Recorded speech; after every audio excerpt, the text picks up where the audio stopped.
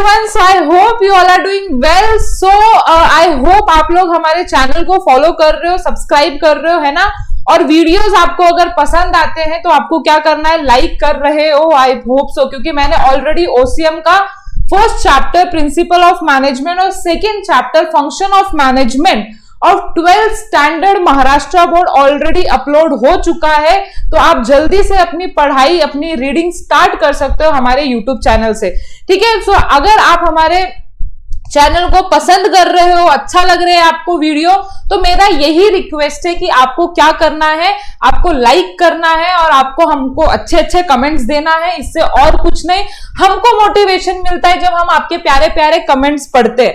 तो बहुत सारे कमेंट्स ये आने के बाद कि ma'am please upload OCM lectures, तो मैं आज आ गई हूं आपके साथ कि मुझे थर्ड चैप्टर आपको पढ़ाना ही पड़ेगा। शायद आप लोगों को पसंद आ रहा है हमारे लेक्चर्स, है ना। खासकर मेरा लेक्चर इतना कॉन्फिडेंस आया because you are demanding for that, ठीक है। तो इसके लिए थोड़ा सा डिले हुआ, कुछ बीच में थोड़ा सा वर्कलोड भी था, इसके लिए हम थोड़ा अपलोड नहीं कर पाए। डोंट वरी, हम आपके साथ ही रहने वाले हैं पूरे साल, तो टेंशन लेने की जरूरत नहीं है। अगर आपको कुछ टेंशन आता भी है तो कमेंट बॉक्स में अपना टेंशन डाल दो, ठीक है।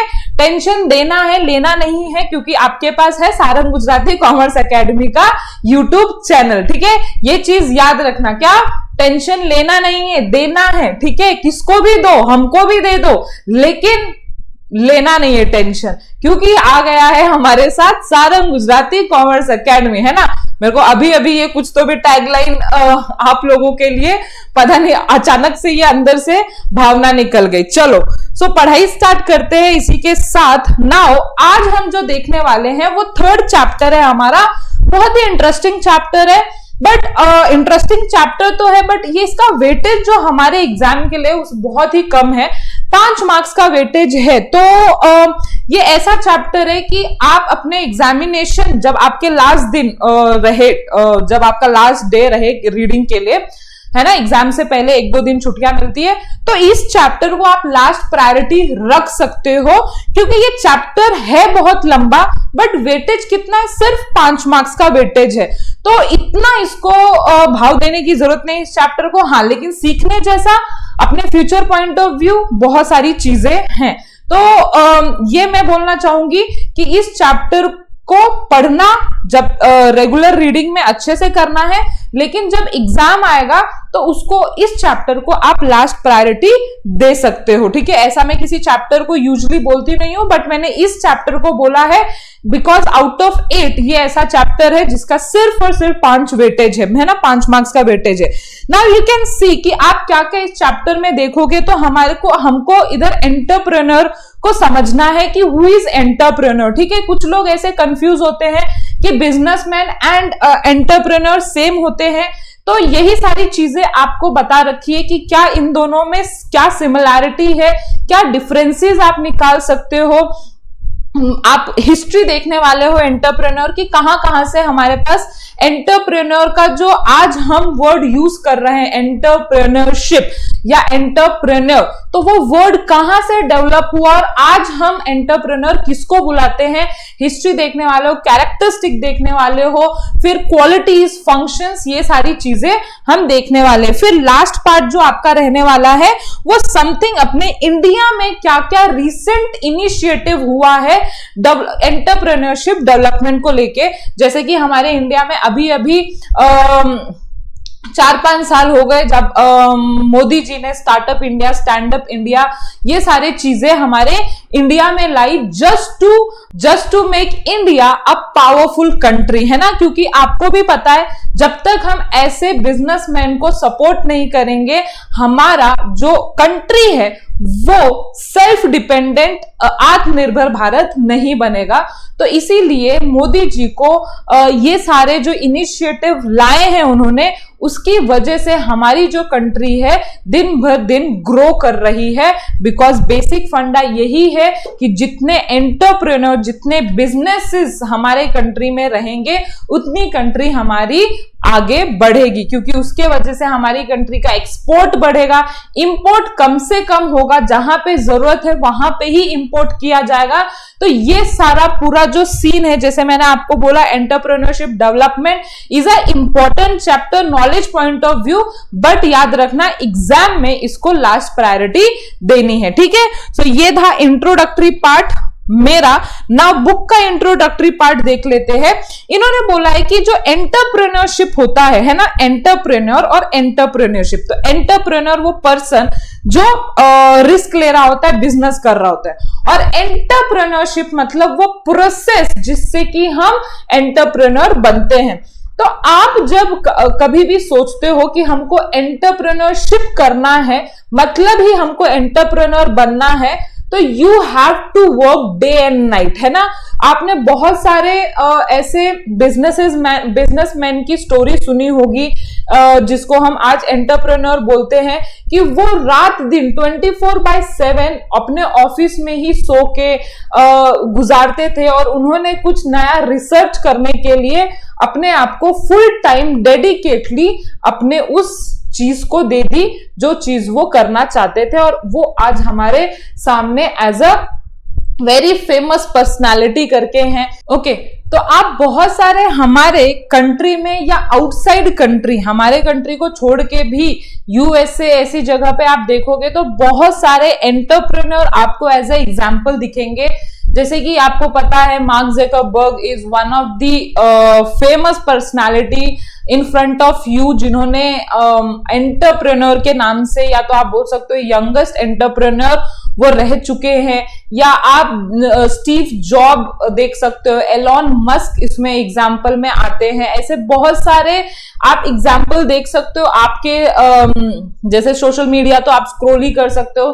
तो अब अपनी कंट्री में अगर आप एग्जाम्पल लेना चाहो तो जैसे कि मुकेश अंबानी जी हो गए, रितेश अग्रवाल जी हो गए, फिर रतन टाटा जी हो गए, फिर गौतम अडानी हो गए, ये सारे एग्जाम्पल मैं किसके दे रही हूँ? फेमस पर्सनालिटी जिन्होंने अपनी कंट्री के लिए बहुत कुछ किया है, और वो आज एज ए एंटरप्रेन्योर के, मतलब फेमस एंटरप्रेन्योर के स्टेज पे खड़े हैं, ठीक है।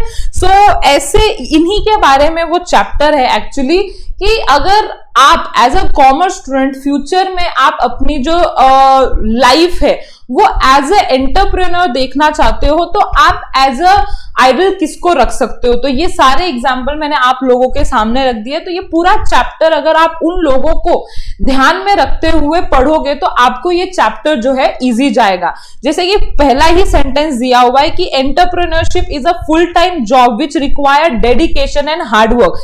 चाहे आप रतन टाटा जी का एग्जाम्पल ले लो, मुकेश अंबानी जी का एग्जाम्पल ले लो, गौतम अडानी जी का एग्जाम्पल ले लो, या मार्क ज़करबर्ग, क्या बोलते हैं, एलॉन मस्क, ऐसे पर्सनालिटी का अगर आप एग्जाम्पल दे और उनके इंटरव्यूज अगर आप देखोगे तो उनका यही कहना है, you have to give your 100%, you have to work like anything. मतलब कि उनका एक ही एम रहता है कि काम करो, आपको रिजल्ट मिल जाएगा। तो एंटरप्रेन्योरशिप जो रहता है वो वैसा ही रहता है, आपको फुल टाइम डेडिकेटली उस चीज में आपको देना पड़ता है, then you get what you want to in future. Okay, so entrepreneurs क्या रहते हैं? इनोवेटर्स रहते हैं। इनोवेटर्स कैसे? बिकॉज वो जो भी मार्केट में लेके आते हैं शायद पहले किसी ने नहीं लाया है। जैसे एक एग्जाम्पल है रितेश अग्रवाल, अगर आपने नाम सुना होगा तो वो ओयो के सीईओ हैं। उन्होंने ओयो को फाउंड किया था, और वो यंगेस्ट इंडियन एंटरप्रेन्योर भी बने थे, जहां पे उन्होंने 20-21 साल में ही ओयो का मतलब फाउंड तो किया ही था, मतलब उन्होंने उनको लाया ही था, बट एक ऐसे कागार पे, एक ऐसे स्टेज पे लाया जब ऑल ओवर इंडिया फेमस हुआ। जैसे ओयो रूम्स वगैरह आपको पता ही है, ओयो होटल्स पता ही है, हर जगह आपने नाम सुना होगा, और इतने छोटे एज में इतना कमाल करना बहुत मुश्किल होता है। तो वो लोग जो होते हैं वो बहुत सारी चीजें इनोवेट करते हैं जो पहले कभी नहीं आया था मार्केट में, वो चीज प्रोवाइड करके शायद लोगों को सेटिस्फाई करते हैं, इसीलिए वो एंटरप्रेन्योर कहलाते हैं। क्या रहते हैं वो? ओनर रहते हैं, प्रोड्यूसर रहते हैं, मार्केट क्रिएशन रहते हैं। ओनर तो कैसे रहते हैं वो आपको पता ही है कि उन्होंने मतलब वो बिजनेस को करते हैं, कुछ प्रोडक्ट को प्रोड्यूस करते हैं, मार्केट में कुछ ऐसा प्रोडक्ट क्रिएट करते हैं जो आपको पसंद आ रहा हो, डिसीजन बहुत अच्छे अच्छे डिसीजन लेते हैं, एंड रिस्क टेकर। तो ये सारे जो हम फीचर्स पढ़ने वाले हैं, ये सारे जो दिया हुआ है वो किसके फीचर्स या किसकी पर्सनालिटी को रिप्रेजेंट कर रहा है? एंटरप्रेन्योर की पर्सनालिटी को रिप्रेजेंट कर रहा है। और जैसे कि आपको पता है हमारे 4 फैक्टर ऑफ प्रोडक्शन है, उसमें से एक factor of production is entrepreneur.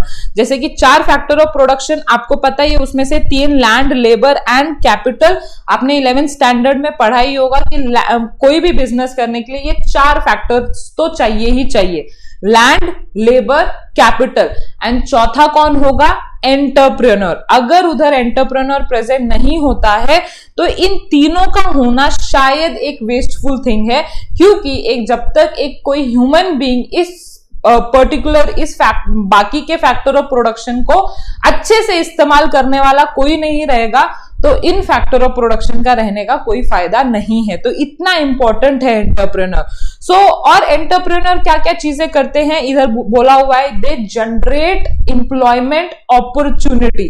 देखो, जिस कंट्री में ज्यादा से ज्यादा एंटरप्रेन्योर रहेंगे ना, उस कंट्री को एम्प्लॉयमेंट का जो प्रॉब्लम है वो तो आने की टेंशन ही नहीं है। क्योंकि देखो क्या होता है, जब भी ये लोग कुछ इनोवेट करते हैं तो इनोवेशन को लार्ज स्केल पे बढ़ाने के लिए उनको क्या लगते हैं? लेबर्स लगते हैं। और अपनी कंट्री जो है वो लेबर सरप्लस कंट्री है, मतलब कि बहुत लोग जो है वो जॉबलेस स्टिल आज की तारीख में बैठे हुए हैं। तो जब ये लोग ऐसे एंटरप्रेन्योर जो रहते हैं, अगर ये लोग अपना बिजनेस ओपन करते हैं तो बहुत सारे लोगों को एम्प्लॉयमेंट अपॉर्चुनिटी मिलने के कारण जो मेन अपनी कंट्री का प्रॉब्लम है, जॉबलेस मतलब एम्प्लॉयमेंट नहीं मिलता है ना, अनएम्प्लॉयमेंट का प्रॉब्लम है, वो शायद वैनिश हो सकता है। So they are the backbone of nation economic progress, they play a very important role in development of country. As I told you, जितने ज्यादा एंटरप्रेन्योर रहेंगे उस कंट्री का उतना भला होगा,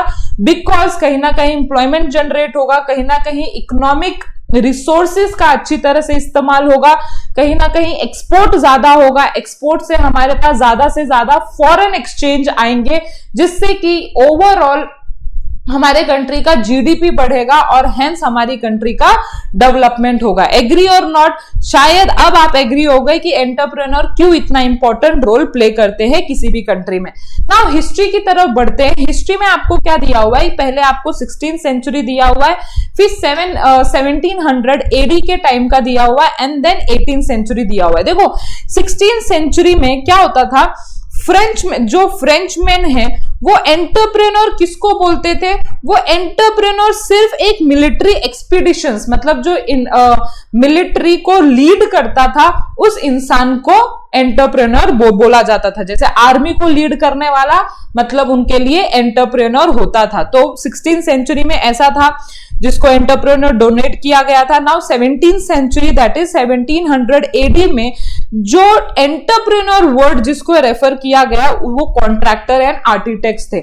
मतलब जो कॉन्ट्रैक्टर रहेंगे, जैसे कॉन्ट्रैक्टर्स तो आपको पता ही है कौन होते हैं, आर्किटेक्चर्स भी पता है, तो वो लोगों को एंटरप्रेन्योर बोला जाता था। And then in 18th century कहां जाके उन्होंने बिजनेस एंड इकोनॉमिक एक्टिविटी करने वाले को क्या बोला?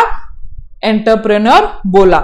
और ये कौन थे? French economist Richard Kautilyan. ठीक है, आप कैसे भी प्रोनाउंसिएशन कर सकते हो, इधर 2 प्रोनाउंसिएशन दिया हुआ है, कैंटिलॉन और कॉटिलॉन। ठीक है, उसमें हमको डीप में नहीं जाना है।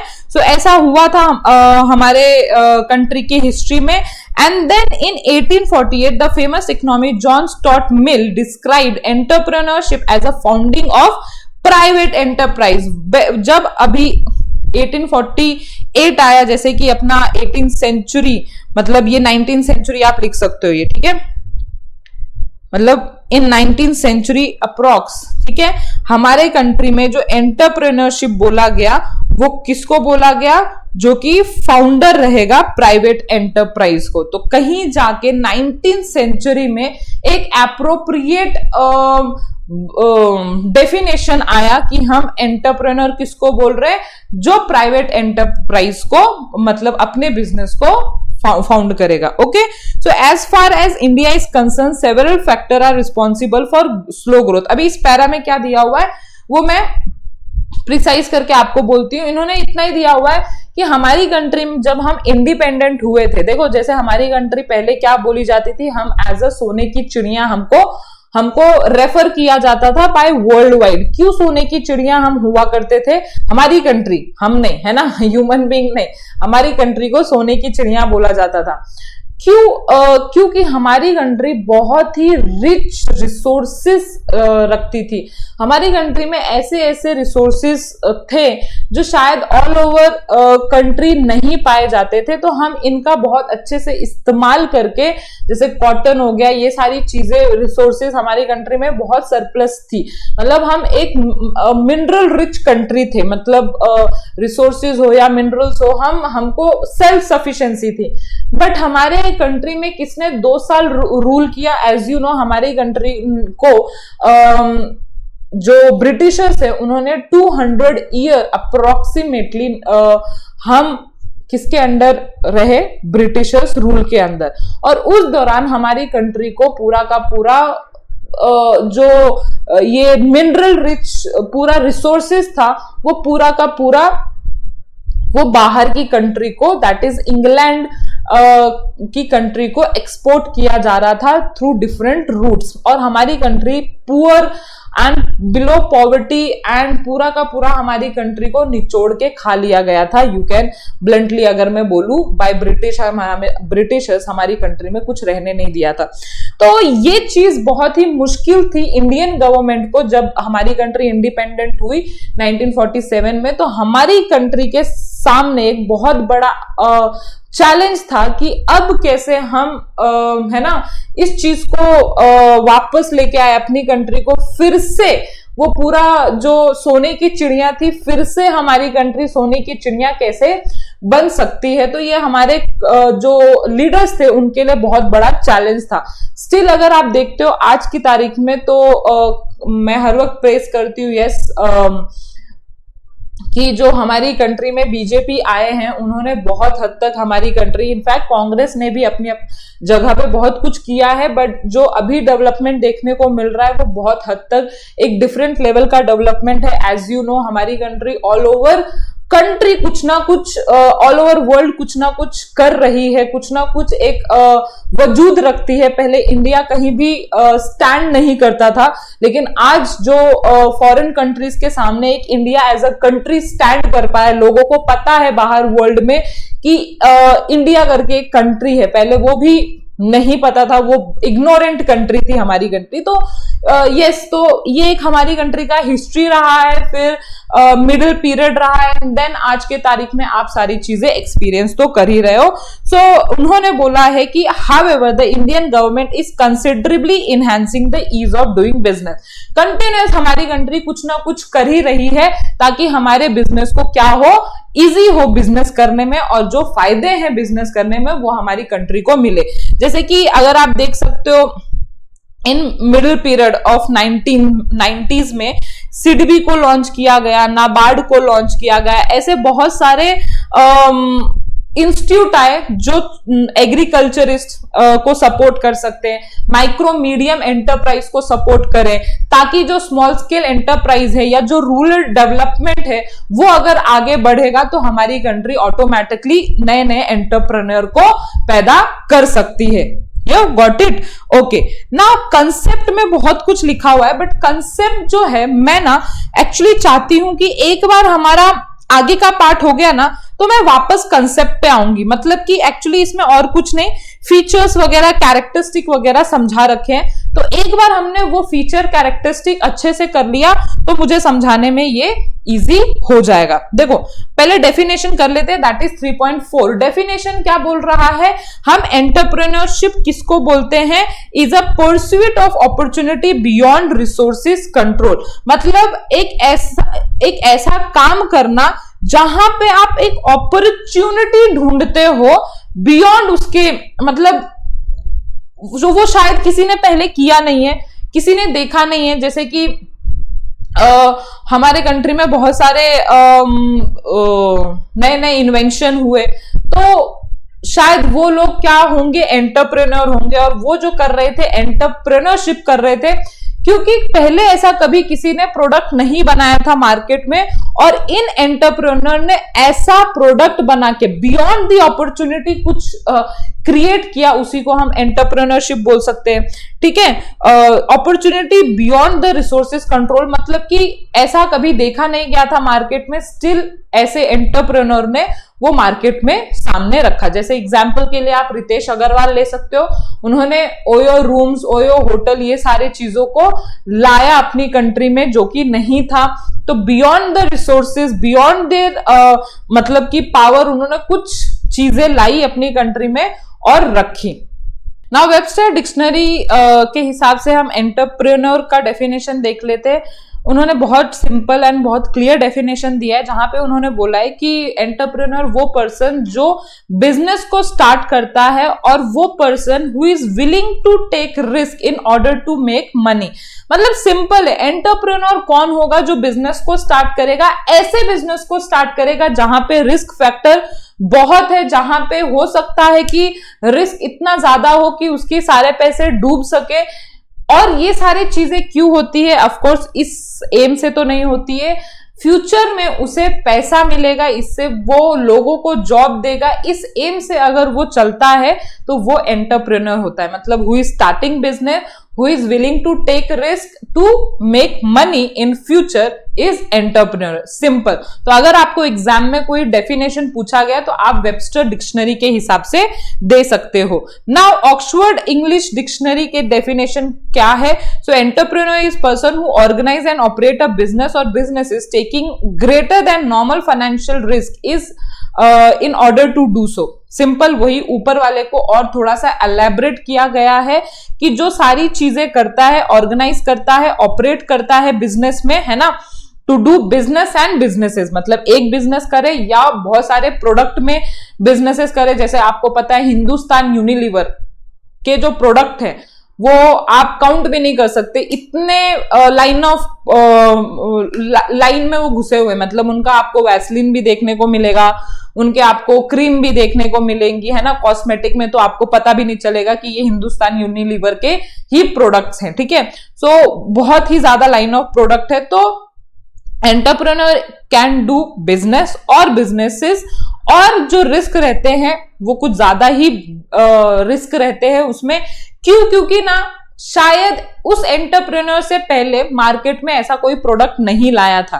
ठीक है, तो उसको ऐसा पता नहीं रहता है कि मेरा प्रोडक्ट जो है वो पास होगा कि नहीं होगा, मतलब या तो फेल भी जा सकता है। तो इनका जो रिस्क रहता है वो एक नॉर्मल कैटेगरी के ऊपर रहता है, ऐसा वो बोलने की कोशिश कर रहे हैं। Taking a greater than normal financial risk in order to do so. उनको करना है, उनको पैशन है, उनको उनके पास टैलेंट है, वो करना चाहते हैं, तो वो एक एंटरप्रेन्योर बनेंगे। ओके, सो ये पढ़ा हमने डेफिनेशन, हमारा स्टिल कंसेप्ट बचा है, but after doing characteristic and all मैं आपको वो कंसेप्ट बता दूंगी। Okay, now characteristic of entrepreneur, देखो क्या बोलता है कैरेक्टरिस्टिक, मतलब क्या आप बोल सकते हो, यूनिक क्वालिटीज। सो सबसे पहले इंटेलेक्चुअल कैपेबिलिटीज। देखो जो भी एंटरप्रेन्योर होगा ना, उसके पास एक गुड इंटेलिजेंस होना जरूरी है। मतलब एक होता है ना कि आपको एक थोड़ा सा फ्यूचर का, दूर का, लॉन्ग टर्म का सोचना रहता है, आप सिर्फ 2-3 साल का प्लानिंग नहीं करते हो। जैसे कि आपको पता है जियो, है ना, जियो ने क्या किया था एक टाइम पे, जियो ने सारे सिम आपको फ्री के कर दिए थे, टॉक टाइम फ्री का कर दिया था, everyone was like Jio Jio Jio, है ना। एंड एक बार जियो स्टैब्लिश हो गया मार्केट में, उसके बाद क्या कर दिया, आपको चार्जेस लगाने स्टार्ट किए। तो एम आपको दिख रहा था, मतलब वो एम उस टाइम पीरियड का नहीं था जिस टाइम पे उन्होंने लॉन्च किया। सिर्फ वो लॉस बेयर करने का उनका एम नहीं था, उनका सुपर नॉर्मल प्रॉफिट बनाने का इधर एम था। कैसे सुपर नॉर्मल प्रॉफिट वो तभी बना सकते थे जब हर एक इंसान के पास जियो सिम हो। और हर एक इंसान जियो सिम कब खरीदेगा?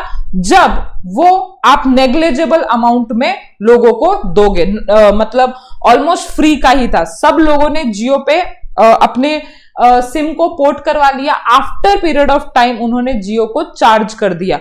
अब they are making money and they are making super normal profit from all this. तो ये एक एंटरप्रेन्योर का विजन होता है, एक इंटेलिजेंस होता है। वो सिर्फ 2-3 साल का नहीं सोचते हैं, वो आगे के 20-50 साल का सोच के चलते हैं, जिसके लिए हमारे पास क्या होना चाहिए? हमारे पास गुड इंटेलिजेंस होना चाहिए। He has to ability to analyse business situation, है ना। क्या क्या हमारे कंट्री में वर्ल्ड में चेंजेस आ सकते हैं जिससे कि हमारे प्रोडक्ट पे इंपैक्ट पड़ सकता है इन प्रेजेंट फ्यूचर। तो ये सारे आप अपने दिमाग से करना पड़ता है और ये एंटरप्रेन्योर के पास बहुत स्ट्रांगली ये कैरेक्टरिस्टिक होना जरूरी है। This ability will help him to take proper decision. Otherwise क्या होगा? लॉस मेकिंग हो जाएगी कंपनी, अगर आपके पास गुड इंटेलिजेंट कैपेबिलिटी नहीं थी। Now future vision, so same ground future vision. आपको मार्केट सिचुएशन का अच्छा खासा क्या होना चाहिए?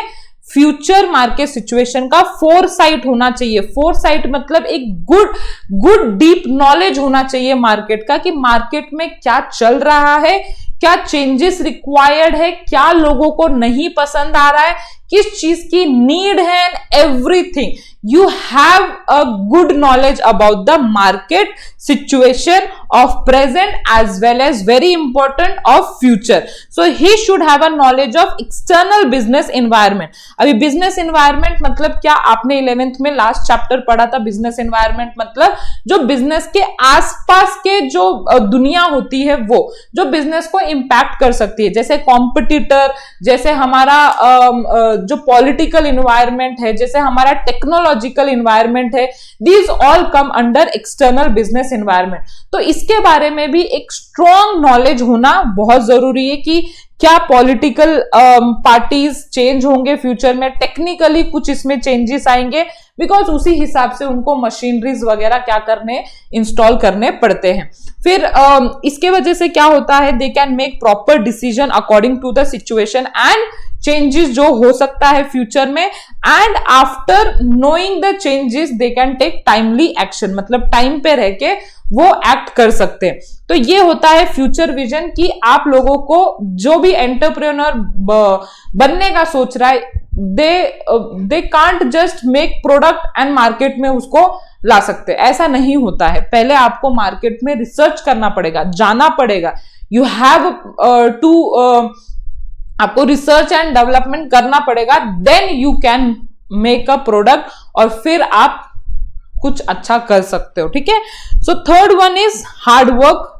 हार्डवर्क मतलब तो मैंने पहले ही बता दिया था, इनमें जो वो हार्डवर्क की कीड़ा रहना चाहिए वो बहुत ज्यादा रहना चाहिए, है ना। क्योंकि आज आप काम कर रहे हो, दिन रात काम कर रहे हो, कल जाके आपने कुछ भी नहीं किया, मतलब लिटरली आप टाइम पास कर रहे हो, ठीक है, तो ऐसा नहीं चलेगा। तो कंसिस्टेंसी रहनी चाहिए। रोज जब तक वो प्रोडक्ट नहीं बनता है तब तक आपने उतने ही शिद्दत से काम करना चाहिए, फुल टाइम देना चाहिए अपनी कंपनी को, अपने लोगों को, तभी वो शायद वेंचर स्टार्ट हो पाएगा। So enterprise is ready to work hard. It is more necessary when a new venture is started. He has to work for a long hour, many a time he has to handle main areas of business independently. This will make him successful. देखो क्या होता है, starting में हो सकता है because of financial issues आपके पास ज्यादा लोग नहीं है, बिकॉज ऑफ फाइनेंशियल इश्यूज आप एक्सपर्ट्स को हायर नहीं कर पा रहे हो, तो आपको ही ये सारे फील्ड जो है आपको अच्छे रिसर्च करके आपको देखना पड़ता है, आपको ही उसमें इन्वॉल्व रहना पड़ता है। तो ये सारी चीजें होती हैं, मतलब कि आपको स्टार्टिंग में जब तक वेंचर स्टार्ट नहीं हो जाता तब तक आपको उससे प्रॉफिट मिलना स्टार्ट नहीं हो जाता। You have to work. हो सकता है अकेली आपको काम करना पड़े, जिसके लिए हार्डवर्क का कीड़ा तो इंपॉर्टेंट है ये। तो आगे का वीडियो कंटिन्यू करने से पहले एक छोटी सी इंफॉर्मेशन थी कि एचजीसीए के जो लेक्चर्स है वो दो तरीकों से चलते हैं। एक यूट्यूब फ्री सीरीज जैसे आप मुझे अभी देख रहे हो, और दूसरा तरीका ये है कि आप हमारे साथ जुड़ सकते हो हमारे प्रीमियम बैच में, जहां पे हम आपको इन फैकल्टीज के साथ आपको लाइव आके पढ़ाते हैं, स्पेशली ऑन गूगल मीट, जहां पे इंटरेक्शन एक हाई लेवल पे रहता है। और अगर आपके कोई लेक्चर्स जो है वो मिस हो जाते हैं तो उसकी रिकॉर्डिंग बैकअप फैसिलिटीज भी आपको मिल जाती है और बहुत अच्छे से होते हैं ये लेक्चर्स। तो इन प्रीमियम बैच में क्या क्या चीजें अवेलेबल होती है, तो स्क्रीन पे सारे दिए गए जो चीजें हैं वो आपको इस बैच में अवेलेबल की जाती है। बहुत अच्छे से आपको पढ़ाया जाता है, और अगर आपको ऐसा लगता है कि आप लोगों ने इस प्रीमियम बैच में एडमिशन लेना चाहिए तो आप इस नंबर पे कांटेक्ट कर सकते हो, व्हाट्सएप कॉल कर सकते हो, और ये सारे कोर्सेज जो है एचजीसीए आपको प्रोवाइड करता है। तो आई होप आपको ये सारी चीजें समझ गई हो। तो कंटिन्यू करते हैं हमारा आज का lecture. Now next one is technical knowledge. तो आप जो भी प्रोडक्ट बना रहे हो उस प्रोडक्ट में आपको टेक्निकली क्या चाहिए, अच्छा खासा नॉलेज चाहिए। अगर आप फॉर एग्जाम्पल जैसे सर यूट्यूब, तो सारंग सर का एग्जाम्पल लेते हैं, जैसे कि आई थिंक सारंग सर भी एक बहुत अच्छे एंटरप्रेन्योर है ना, अपनी फील्ड में आज सक्सेसफुल है। तो स्टार्टिंग में कैसा होता था, वो बहुत ज्यादा काम करते थे। इनफैक्ट स्टार्टिंग में उनके पास ज्यादा टीचर्स भी नहीं थे। लेटर ऑन उनके साथ टीचर्स जुड़े, जैसे मैं, धीरज सर या नेहा मैम, उनके साथ लेटर ऑन जुड़े। स्टार्टिंग में वो सारे सब्जेक्ट खुद ही पढ़ाते थे, चाहे अकाउंट्स हो, इकोनॉमिक हो, ओसीएम, एसपी, आप जैसे हमारे यूट्यूब चैनल पे देख सकते हो स्टार्टिंग के videos.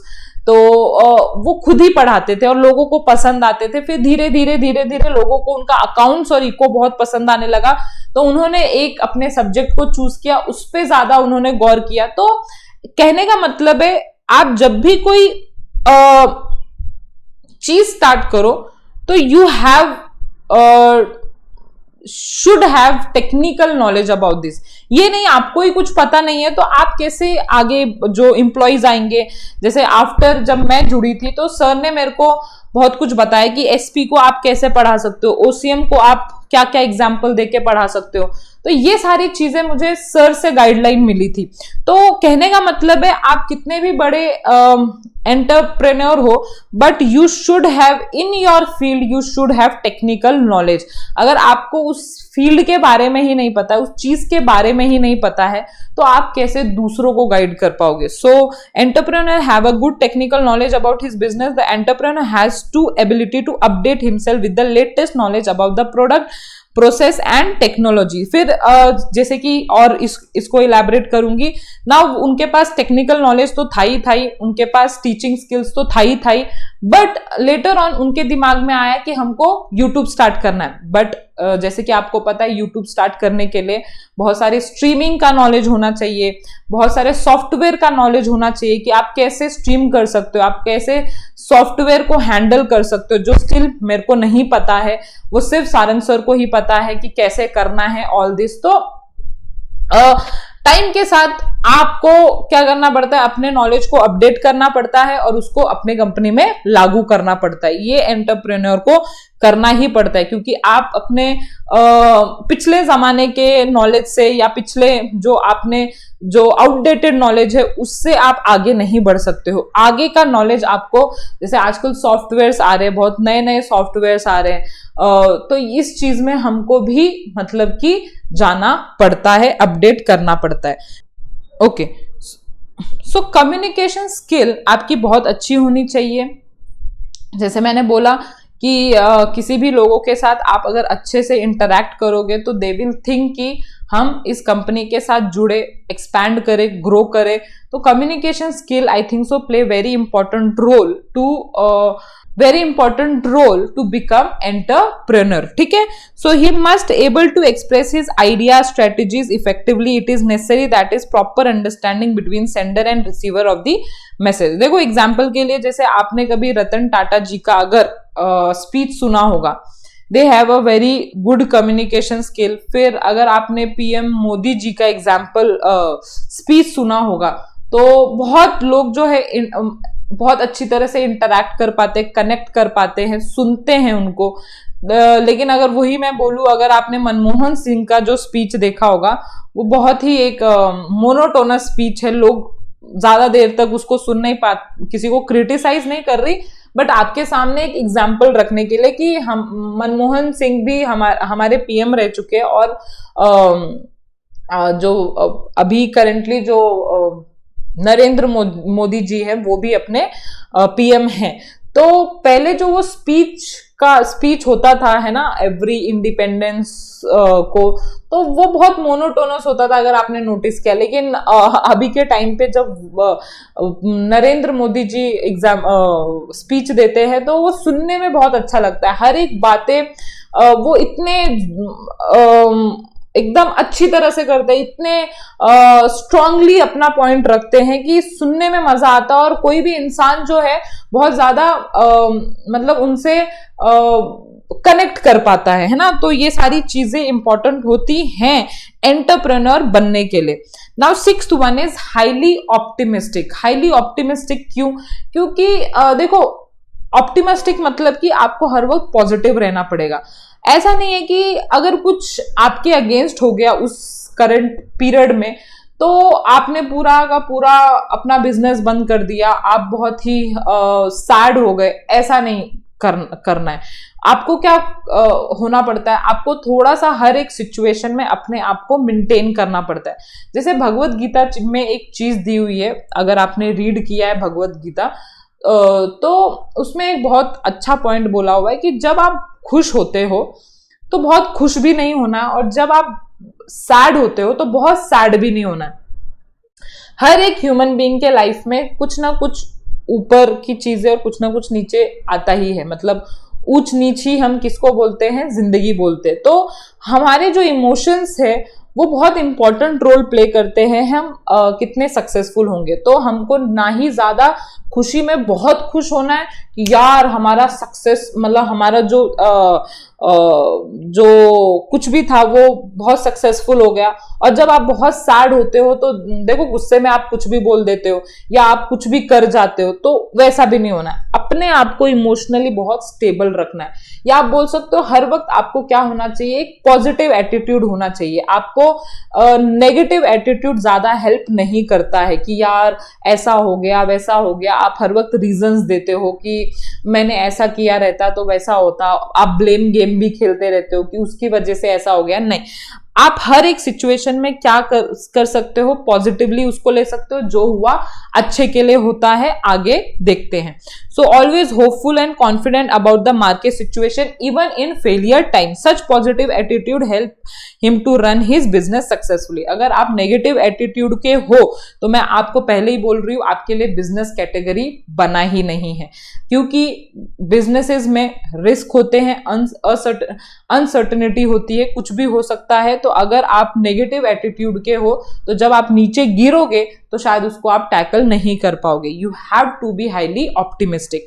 Now 7th one is risk bearing capability. Risk bearing, जैसे कि अभी मैंने बोला कि चाहे आप कितने भी नीचे क्यों ना गिर गए हो अपने एक मुकाम से, आप उसको बेयर करने के लिए रेडी होना चाहिए। You should always be ready कि जो हुआ अच्छे के लिए हुआ, अब मैं दोबारा खड़ा हूंगा और दोबारा ये करूंगा। तभी आप एंटरप्रेन्योर बन सकते हो। और यही कैरेक्टरिस्टिक किस में रहती है? एंटरप्रेन्योर में रहती है। जैसे अभी अभी अडानी ग्रुप के साथ एक बहुत बड़ा इंसिडेंट हुआ था, जहां पे एक फॉरेन आर्टिकल में बहुत बुरी बातें उनके बारे में लिख दी गई थी, जिससे कि मार्केट में उनके ऊपर बहुत सारे क्वेश्चंस आए। उनका जो शेयर प्राइस है, अडानी ग्रुप ऑफ कंपनीज के जो शेयर प्राइजेस हुए वो भी बहुत नीचे गिरे। लेकिन ऐसा नहीं कि उन्होंने वो चीज को टैकल नहीं किया, वो चीज को अच्छी तरह से टैकल किया उन्होंने और वापस आए। मतलब वापस उन्होंने रीगेन किया मार्केट को, वापस उनके जो शेयर प्राइस है वो टच किए। मतलब अच्छे खासे आज प्रॉफिट में है वो। मतलब कि मार्केट शेयर, अगर आप देखोगे मार्केट शेयर के प्राइसेस, तो successful enterprise take calculative risk, he is ready to face challenge and always seek new and more opportunities. अगर देखो आपके सामने अगर कोई चैलेंज ही नहीं आएगा तो मतलब आप कुछ कर ही नहीं रहे बेसिकली। मतलब जब तक आप कुछ फेस नहीं करोगे, जब तक आप कंपटीशन को फेस नहीं करोगे, समझ जाना आप कुछ नहीं कर रहे हो। जैसे आपके क्लासेस में भी, स्टैंडर्ड में भी बहुत सारे बच्चे होते हैं जो फर्स्ट आते, सेकंड आते, तो तभी आप मेहनत करते हो जब आपके सामने ऐसे बच्चे रहते हैं तब। फॉर एग्जाम्पल आपके सामने ऐसे कुछ बच्चे ही नहीं है, मतलब आप ही अकेले उस क्लास में पढ़ते हो, तो आप नहीं मेहनत करोगे, आप अपना 100% नहीं देने की कोशिश करोगे। कहने का मतलब है you should be ready to face challenge, competition को चैलेंज, और यही लाइफ का पार्ट है। आप विदाउट चैलेंज अगर कुछ कर रहे हो तो वो आप कुछ भी नहीं कर रहे, ऐसा मान लेना, है ना। क्योंकि विदाउट चैलेंजेस काम ना करना एंड करना एक ही बात होता है, जहां पे आपको कुछ मुसीबतों को फेस ना करना पड़े। Okay, now last one but not least one, self confidence. तो आपको सामने वाला कितना भी बुरा बोले, कितना भी अंडर एस्टिमेट करे, आपको अपने ऊपर क्या होना चाहिए, कॉन्फिडेंस होना चाहिए कि मैं जरूर कर पाऊंगा। जैसे कि मेरे साथ ऐसा हुआ था जब मैं सीए कर रही थी, तो बहुत लोग नेगेटिव बोलते सीए के बारे में। स्टिल मैं बहुत बच्चों से सुनती हूँ कि मैम सीए करना चाहिए क्या, सीए के बारे में हमने ऐसा सुना है, वैसा सुना है, मतलब मेनी थिंग। तो हमारे अंदर वो कॉन्फिडेंस नहीं आ रहा। तो मैं पहले ही बच्चों को बोलती हूँ, जब अगर आपको डाउट आ रहा है सीए करने से पहले कि आप सीए नहीं बन सकते, तो उधर ही छोड़ दो अगर आप में ही खुद में सेल्फ कॉन्फिडेंस मिसिंग है। लेकिन अगर आप में सेल्फ कॉन्फिडेंस है तब आप सीए को लो और तब आप उसको क्लियर कर सकते हो। क्योंकि मेरे टाइम पे ऐसा था कि मैं बहुत ज्यादा स्ट्रांगली अड़ी हुई थी कि मुझे सीए बनना है, तो जाके मैं सीए बनी। बट अगर आप खुद पे डाउट करते रहोगे, you will not able to do anything. तो सेम बिजनेस में ही ऐसा होता है, एंटरप्रेन्योरशिप में भी ऐसा होता है। आपको दुनिया वाले कुछ भी कहते रहे, है ना, ऐसा हुआ है ना हिस्ट्री में कि जब हम कुछ नया करते हैं तो लोग क्या बोलते हैं, पागल है ना। लेकिन जब वो चीज सक्सेसफुल हो जाती है तो वही लोग फिर हमको प्रेज करते हैं। तो ये सोसाइटी है, हमको लेके चलना पड़ेगा, क्योंकि सोसाइटी के बिना हम भी नहीं रह सकते। इनफैक्ट बिजनेसमैन जो है वो सोसाइटी के साथ ही उनको चलना पड़ता है, क्योंकि उनको ही प्रोडक्ट देना पड़ता है। तो स्टार्टिंग में you will have to face challenge, but उससे अपना कॉन्फिडेंस खोना नहीं है, और you have to achieve your goal. So he has a positive desire to achieve his goal. Such self motivation keep him strong and confident to face various obstacle. So ये था हमारा characteristic of entrepreneur, जो बहुत simple था। मैंने बहुत ही आपके examples के थ्रू ये समझाया है कि आप समझ सको। सो ये समझ लेना कि एंटरप्रेन्योर कोई नहीं, एक इंसान ही है जिनके पास ये कैरेक्टरिस्टिक होना चाहिए। इनफैक्ट एज अ स्टूडेंट आपके पास भी ये कैरेक्टरिस्टिक होना चाहिए if you want to be successful in life, है ना। तो इंटेलिजेंट तो आप हो ही, फ्यूचर विजन रखो, हार्डवर्क करते जाओ, अपने फील्ड में, अपने सब्जेक्ट में टेक्निकल नॉलेज रहना चाहिए, आपके पास गुड कम्युनिकेशन स्किल हो, उसकी प्रैक्टिस करो अगर नहीं है, क्योंकि still many student lack this point, मतलब लैक होते हैं इसमें कम्युनिकेशन स्किल में, बट हो जाएगा धीरे धीरे if you work on it. Highly optimistic होना चाहिए, रिस्क बेरिंग कैपेसिटी होनी चाहिए एंड सेल्फ कॉन्फिडेंस होना चाहिए। सो ये सब था हमारा कैरेक्टरिस्टिक ऑफ एंटरप्रेन्योर, और हम मिलते हैं नेक्स्ट लेक्चर में with qualities and function of entrepreneur, और हमारा पिछला कंसेप्ट जो कंसेप्ट का पॉइंट रहा है, ठीक है। तो आज के लिए इतना ही guys, so see you in next lecture, bye bye. और अगर आपको ये वीडियो पसंद आया हो तो do like, subscribe, share and comment below, और ये दिए गए आप सोशल मीडिया अकाउंट पे हमें फॉलो कर सकते हो। और मिलते हैं अब नेक्स्ट लेक्चर में एकदम जोरदार तरीके से। सो बाय बाय, सी यू।